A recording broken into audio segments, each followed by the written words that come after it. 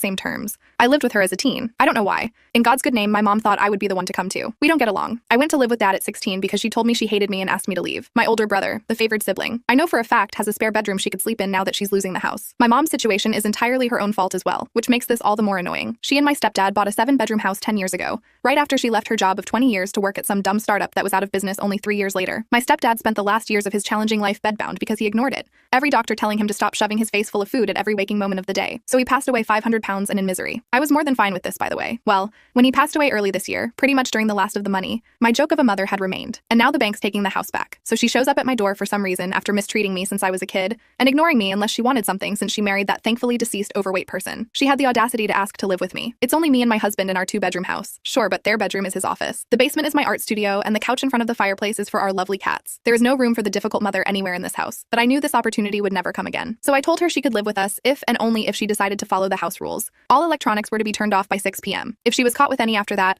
they would be taken away and sold at the next yard. Sale to that time was $730. If I caught her up, I would take away all of her clothing for the week. 3, she may only shower for 5 minutes once every 3 days. 4, ultras must be dead the moment she wakes up. If I roll out of bed and they are not, she will not be getting meals for the day. 5, she must make sure she is alert at all times. If I and hubby need something done, it is to be done at that moment or else she will lose her bedding privileges for the night. 6, she will be in charge of cooking 1 meal each day that I choose. If it is not made to my liking, she will not be allowed to join us, and instead will eat the cheapest frozen meal available. 7, I will be reading all her mail, text messages, and emails. I will give her the ones I deem acceptable communication under my roof. 8 of her cars will be my own personal travel car. She will also drive me wherever I want. She will still have to pay for gas. And last but not least, if at any point she displeases me, I will be calling my brother up to pick her up from a nearby gas station. I will get to choose what she takes to put in a torn-up backpack before dropping her off without looking back. She called me a cruel person, told me these conditions were unfair, and asked if I was insane. These were the exact conditions I lived under for years as a teenager. The exact conditions she tormented me with for years until she finally let me go live with the one parent that loved me. And these would be the conditions she would suffer under if she dared to ask me to harm her worthless negative presence. I don't know where she went after she stormed out of my house. My brother called me and told me I have the biggest